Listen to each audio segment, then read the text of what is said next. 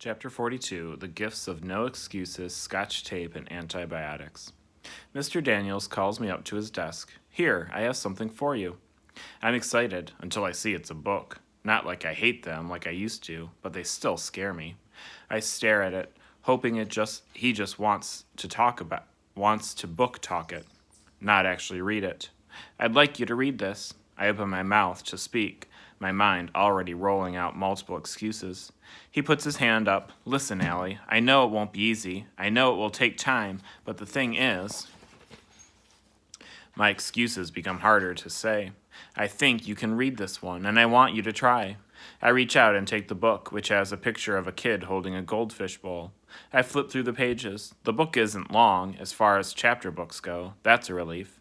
I look up at him and hold his gaze. Normally, I'd be giving him all kinds of reasons I can't do this, but the thing is, Mr. Daniels could hand me a book as heavy as a boulder and I'd try to read it, just because he asked me to. Okay, we're going to begin a unit on persuasive writing, Mr. Daniels says. So I'd like you to tell me, if you could have an unlimited amount of any single object, what would it be? It can be magical, have special powers, or anything like that. It can't be magical, have special powers, or anything like that. Just an ordinary, everyday type of object. Well, obviously, Shay speaks slowly like she's talking to a little kid, wouldn't everyone just choose money? Albert looks confused. Not something I see too often. The first thing I thought of was antibiotics. Really? Mr. Daniels steps forward, putting his hands in his pockets. There aren't many who can afford medications, so I would like to give them out to people who need them. All over the world. Then he seems to be thinking out loud. I wonder if antibiotics would help or hurt alien life forms. Well, Shay sputters, if you had an unlimited amount of money, you could buy the medicine, right? I catch her rolling her eyes at Jessica. He shrugs. I'd rather just have the medicine. Scotch tape, Oliver yells. I'd want Scotch tape. Most of us laugh along with him. And why is that, Oliver? Mr. Daniels asks. Because it's awesome, that's why. People don't think how tough life would be without Scotch tape. Mr. Daniels nods. You may have a point there, Oliver. Or Elmer's glue. I love Elmer's glue. If I had barrels of it stored up in the garage, I could cover my hands with it every day and then peel it off. I love doing that. And it grosses out my mom. I tell her it's skin. Shay makes a noise. What? Oliver asks her. That's ridiculous, she says. What's ridiculous? He asks. The opinion of others are to be respected, Mr. Daniels says. But Shay and Oliver talk right over him. Wanting tape and glue, Shay says. No, it isn't, because I would also use them with paper to make notes for my little sister. They make her feel better. Make her feel better? Mr. Daniels seems concerned. Is she ill? Oh, not anymore. But she had something that was called, well, it was long. It had 5 syllables, and she had to go to the hospital a lot to sleep over. And when she'd go, I'd visit her and bring her cards, and they made her happy. My mom says I was the one who helped to get her better. I see. Well, Oliver, you get huge creativity points today. Mr. Daniels musses his hair. You're one of a kind, you know that, Oliver? Suki raises her hand. Grandfather says everyone is unique, special, unlike all others. That makes us each great. I like that, Suki, Mr. Daniels says, and you are indeed great. She remains seated, but bows a little.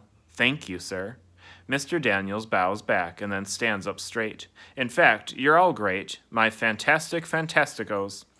Albert raises his hand and Mr. Daniels nods toward him. Excuse me, but just because something is unique, that doesn't mean it's good. After all, E. coli, a dangerous bacteria, is unlike all others. Point taken, Albert, but I do like that people are all different. What if we all looked the same, thought the same, had the same beliefs? That sounds boring, Keisha says. Indeed it does, he says. I think that I wouldn't mind being more like everyone else, but then I think I wouldn't want to draw like everyone else, and I wouldn't want to act like Shay or Jessica. All of a sudden, there is screaming. It's Oliver. Ant murderer! Ant murderer! What is it, Oliver? Mr. Daniels asks. He points at Shay. Ant murderer! All I did was step on a dumb ant. What is he so freaked out about? You had no right to kill him. He was just walking by. You think it was a him? It's just a dumb ant. Who cares?